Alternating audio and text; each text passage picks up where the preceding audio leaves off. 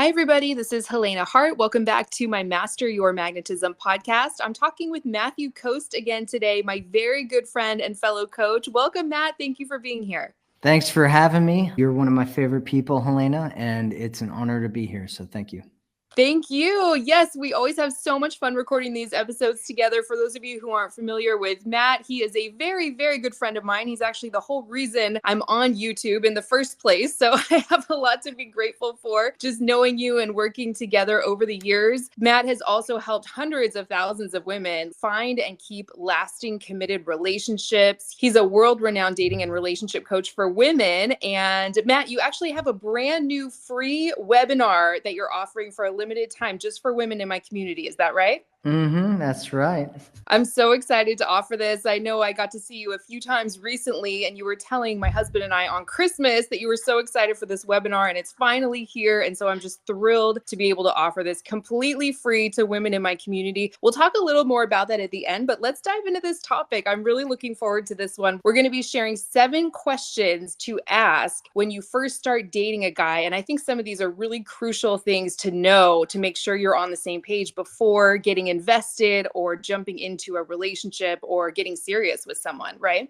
Absolutely. These are questions that you want to talk to him about because it'll avoid frustration, anger, confusion. It'll help you know if you're on the same page. It'll allow you to kind of communicate your desires and find out what's going on with him. And so these are really, really important questions. Great. I actually don't know exactly what these questions are going to be that you're sharing here today. So I'm looking forward to hearing these myself. What's the first one?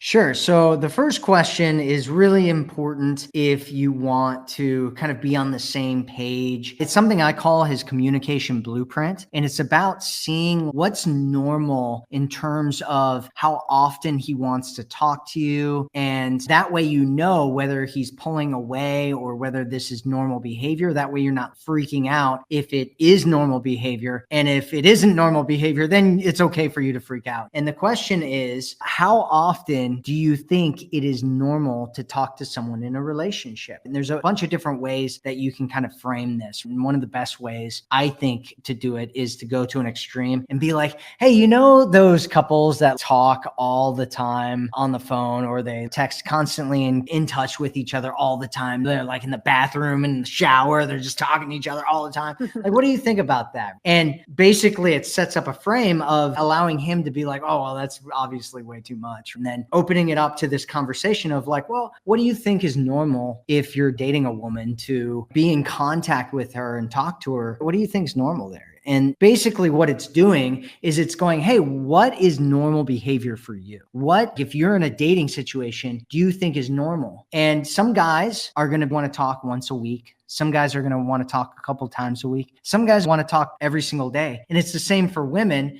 And all this is doing is allowing you to get on the same page with it, because then he can express what he thinks. You can express what you think and what you desire, you know, figuring out what works for the both of you and making sure that you're connecting in ways that works for the both of you. Does that make sense? Absolutely. I know I hear from so many women where they haven't heard from a guy in a few days and maybe they just started dating him. They don't know, is this normal or should I start worrying? Is he pulling away? Is this fizzling out? I'm sure you hear that from women all the time too, right? Sometimes I'll hear women, they'll be like, he pulls away from me every single day. And I'm like, what does that even mean? You know, and they're like, oh, well, you know, like he pulls away at night and then he like talks to me again in the morning. And I'm like, is that really pulling away? You know, and then I get other women that are like, yeah, he pulled away. And I'm like, oh, for how long? They're like 3 months. I'm like, is that even pulling away anymore? It sounds like he's just totally not interested or whatever, right? He had something else come up or some other person or whatever. And so just getting on the same page and understanding what's normal and what's abnormal is just, it's healthy. It's a better way to connect with somebody and it's a better way to communicate so that everything's transparent and open and you get each other.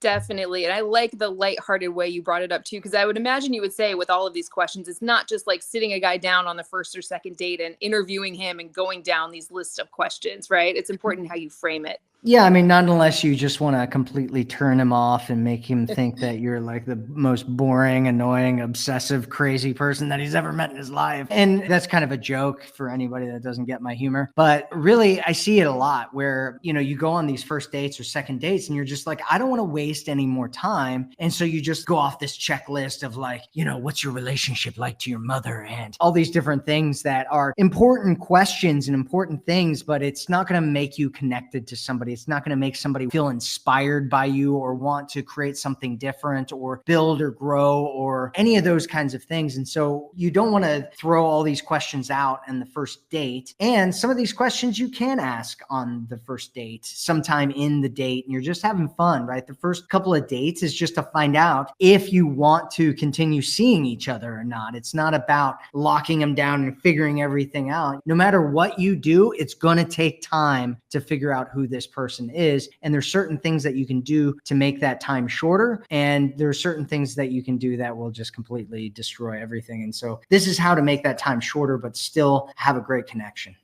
That's such a good point. A guy can have all the right answers to these questions and you think everything's great in the first week or two, but it's about letting the time go by, seeing if his words and his actions line up. So that's really important. I'm glad you brought that in. Are we ready for the second question?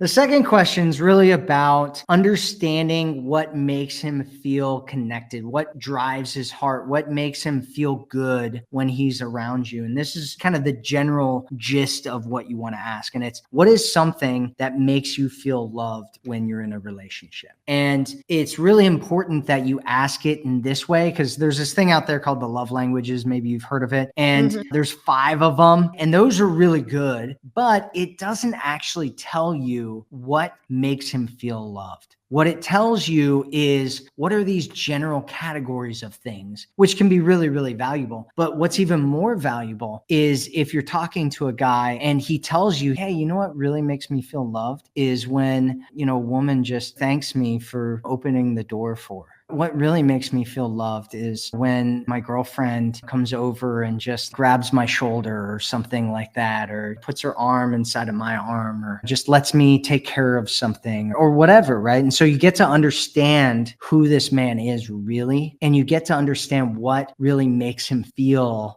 deep emotion. And it also allows you to communicate what makes you feel loved. That way you can kind of frame things in a way where you're like, hey, this is the direction that I'd like to see things go as well. And this is how to win with me if you want to win with me. And that's a very powerful thing to do. That is such a great question. I think a lot of women just kind of fall into these relationships without having some of these conversations. So I'm so happy to be talking about this. Is there anything else you want to say on this one, or should we move on to number 3? Yeah, I mean, there's a lot that I could say on that, but you know what? Let's just move on to number 3. Sounds great. What's number 3? So number 3 is something that you want to understand so that you can find out if there's a red flag there much, much faster. And the question is, what do you consider cheating? This question is really, really important because some people consider different things. And this actually, they found a lot of differences doing studies on this. They found differences between men and women and what they consider cheating. And so what you might consider cheating, he might consider not even a big deal. And what he might consider cheating, you might not consider a big deal. And so you want to get on the same page with this one and find out where he is with that. Because if you think that him talking to or hanging out with a female coworker by himself is cheating, you can communicate, you can find out if you're on the same page or not. And you can see, because sometimes there might be red flags around that, because there are some guys that don't consider a lot of things cheating that you might consider cheating, and vice versa. And so you just want to get on the same page and find out what's going on there so that you don't have any misunderstandings. Does that make sense? It's so true. I hear from so many women where they haven't had these conversations and then they are worried because the guy that they're dating is liking a bunch of photos of other women on social media, or maybe talking to someone who's a female friend, but the woman doesn't know her very well. And so, yeah, I think it's really important to have these upfront, straightforward conversations. And I'm sure you have lots of different ways you could frame this, right? Absolutely. With any of these things, you can create different examples. The best way to do this is talk about relationships in general or a friend or something like that, and then give a scenario of something and then ask him what he thinks about that. That is the best way to set up any of these questions, because if you're like, hey, yeah, I have this friend and she's really mad because her boyfriend is like what you were saying. He's liking all these photos of these half naked models on Instagram. And she was like, oh, this is totally cheating. What do you think of that? Like, do you think that's cheating if he's doing that? And you can, just let you know what he thinks and you can have a conversation about it. And that's where the real magic lies, is actually in having a real conversation about these things and just finding out what's going on with each other. Right. Before something like that happens, getting on the same page or making sure you're on the same page before getting invested 3 years in and then feeling devastated because you didn't think about things a certain way and now you're worried that he's cheating. So yeah, fantastic. I love the way you put that. Are we ready for number 4? Yeah, absolutely. Number 4 is, what do you think about getting married? And this is just a values question. Like, where is his values? And I can feel women in the audience right now cringing at me, telling them to ask this question. And it's funny because a lot of women are scared to ask questions like this because they're scared of scaring a man off. And here's the thing. First, you're not asking this question about you. This isn't necessarily about you. Obviously, you're asking it because this may be an important thing that you want sometime in the future. But for most guys that are looking for something real, they don't care if you're asking this question. In fact, it opens up things so that you can actually talk about it. And a lot of guys that are actually looking for something real, they'll be relieved by it. And so what you want to do is just ask this question, and you don't need it to be about you. It's just, hey, what do you think about this? Like, it seems like a lot of people are not getting married as much anymore. Are you interested in marriage? And however you say this, there's kind of this feeling of like, obviously I'm interested in this kind of an area in this topic and seeing what you think about it. And it's something important to talk about that a lot of people ignore. I can't tell you how many women come to me and they're like, I've been avoiding relationship questions for the last 3 years that I've been seeing this guy, and we haven't moved towards a relationship. Do you think that's a red flag? And I'm like, it's a red flag that you didn't ask these questions like a month into the dating phase with the guy.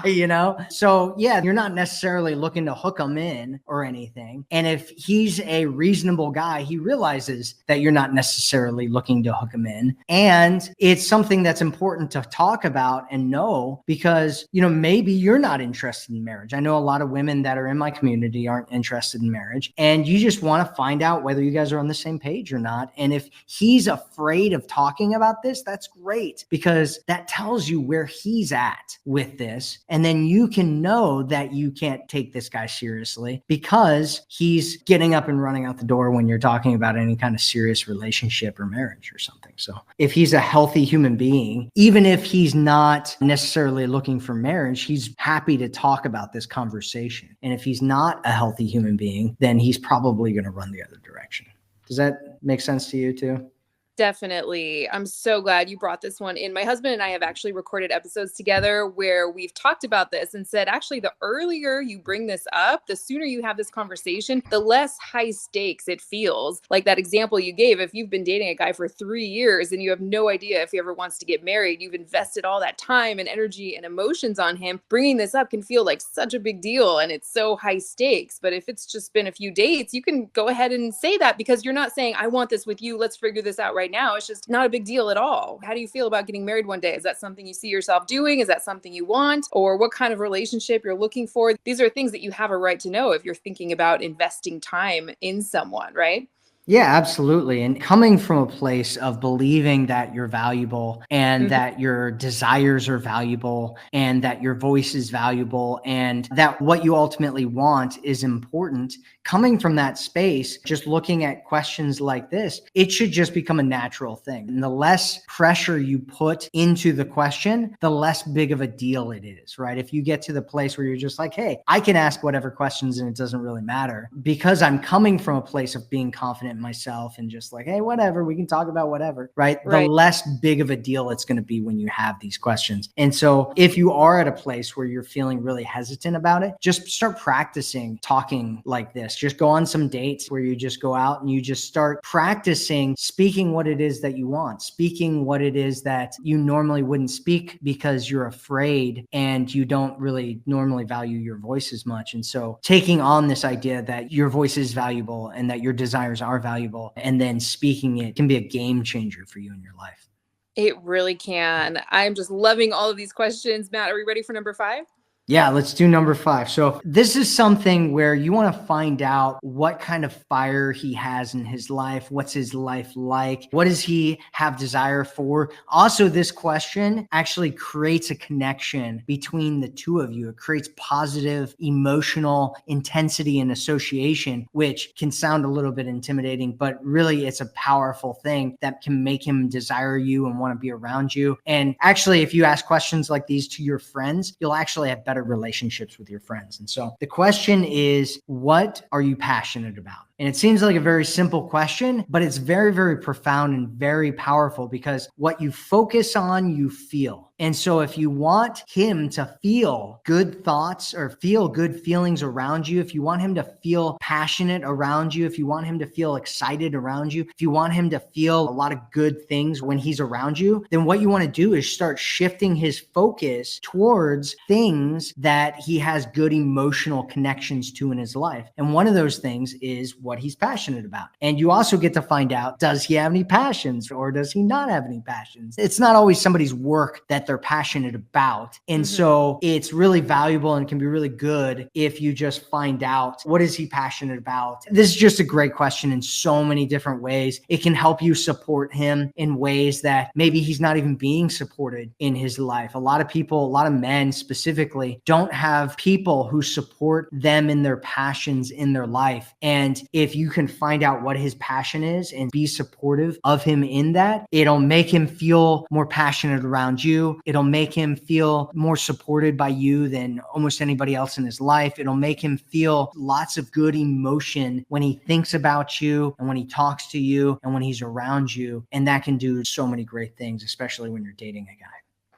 It really can. It's true what you said, that men don't have a lot of people often. We're speaking in generalizations here, obviously, but a lot of men don't have a lot of people in their life where they can talk about what they're passionate about. And so if you can be that person in his life, he'll just start to see you as irreplaceable, truly, if the two of you are right for each other. So that one was great. Do you have anything else you want to say on that one? Or are we ready for number 6? Let's go to number 6. So question number 6 is really about whether your lifestyles mix together or whether they don't. And it's a really simple question. Sometimes people get stuck in like the demographics questions, you know, like what do you do and all that kind of stuff. And instead, a really great question is just asking like, what do you do in your free time? How do you like to spend your free time? And then getting curious about that and just going down that kind of rabbit hole of letting him talk about things that he's interested in and passionate about and that he likes to do. And just seeing, especially women that are living active lifestyles and they want to do all these things. And then they talk to a guy and he's a couch potato, or it could be vice versa, right? Where you're a couch potato and you're talking to this guy and he's running up and down mountains and stuff. And you're like, I don't know if this is really, going to work out. I want to spend time and hang out on the couch and watch some TV. What are you doing running up and down these mountains, bro? And so it's a really good question, I think. What do you think, Helena?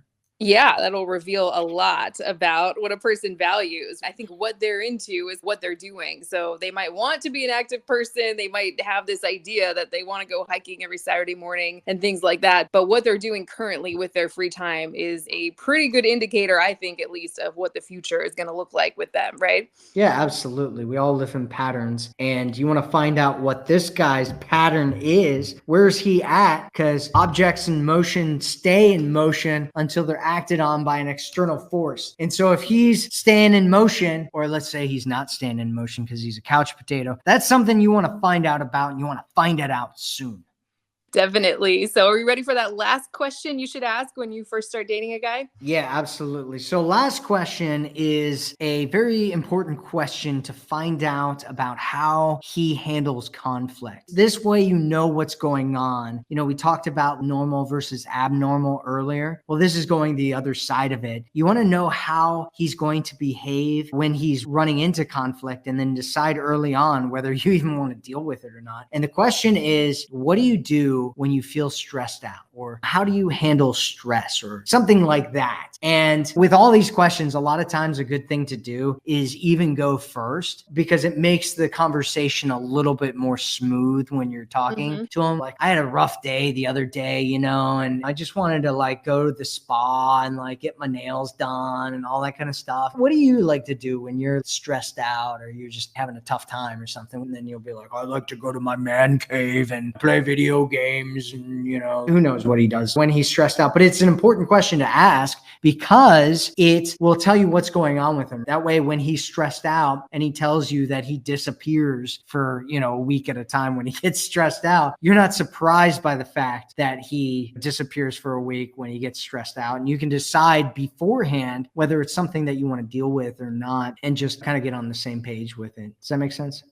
It definitely does. Or if he does just happen to go into his man cave, so to speak, as you put it, you don't take it personally and think that his mood is your fault and you caused this and you pushed him away, and you want to lean forward then and apologize for things you didn't even do. And of course, all those things just push him further and further away. We could do a whole episode just on that. So I think that's great. I love how these invite really straightforward, direct conversation. You're not playing games. You're not trying to analyze his every move and try and figure him out. These are all masculine energy things that actually keep him at arm's length. And we talked about this a little bit earlier, but I think it's probably important to just reiterate. I imagine you would also say it's important to watch his actions, because any guy could say all the right things on the first or second date, but it's about making sure his actions line up with what he says here, right? Yeah, I have a saying out there, and that is, when a man's words and actions are out of alignment, always believe the worst of the two. And what you want to do is look at a man's words, you want to look at his actions, and you want them to be in alignment over time. They say that it takes around 3 months before you even really start to get to know somebody. I think people are jumping into relationships way too quickly. I think people are hooking up with each other way too quickly. And I think it's a lot healthier if you just take your time. Just stop listening to the hookup culture. Stop listening to what people are doing out there. Don't let men pressure you into something that you're uncomfortable with, and start taking time to actually get to know somebody and find out what's going on with them. That way you're not 3 months in, 6 months in, a year in, and you're just starting to find out these things about him because you jumped in too quickly, got attached, and you had your love goggles on instead of running the other direction when you saw him. And so you want to take time and get to know a guy. Like Helena said earlier, you don't need to take all these questions and ask them on the first date. These are questions that you can use over time and just get to know and learn about a guy, and just spend some time getting to know and learning about a guy so that you're not getting yourself into a weird situation that's not really good for you anyway.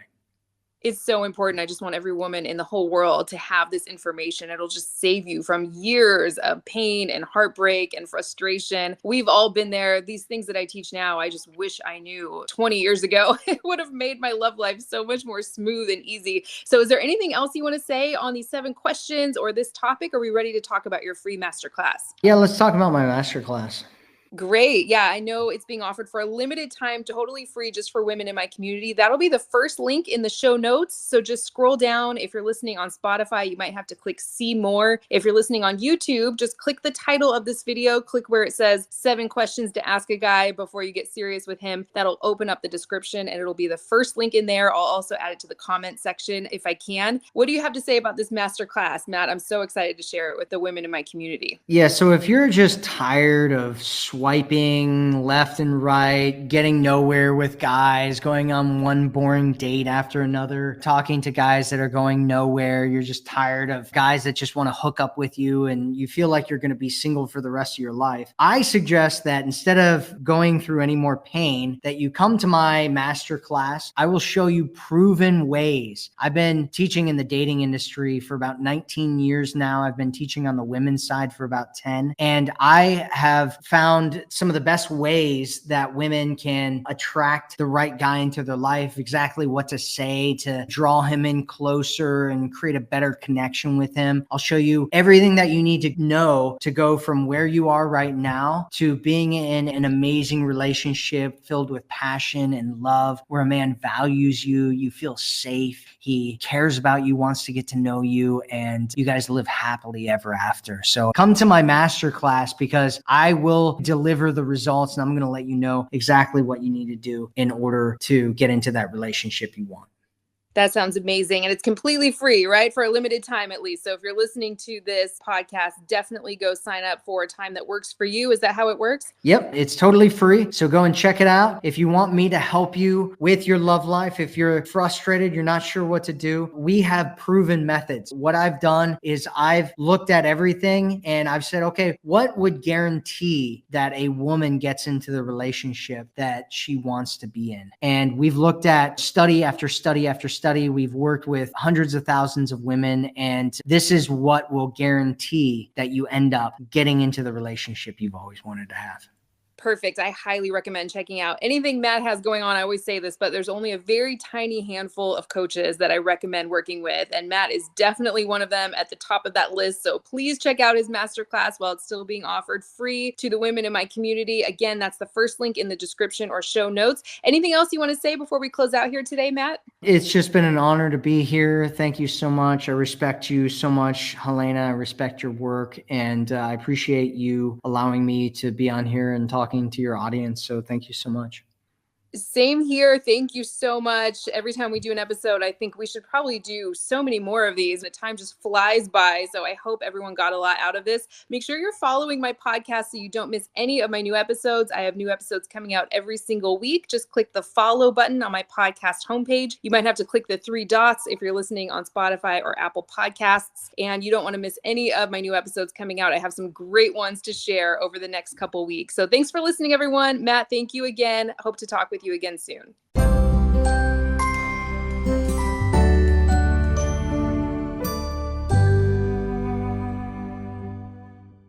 The biggest mistake women make when a man is hot and cold, acting distant, or pulling away is something called a connection barrier, and it only pushes him further away. If you'd like to read about what a connection barrier is so you don't accidentally make it, go to forever1234.com. Again, that's forever1234.com.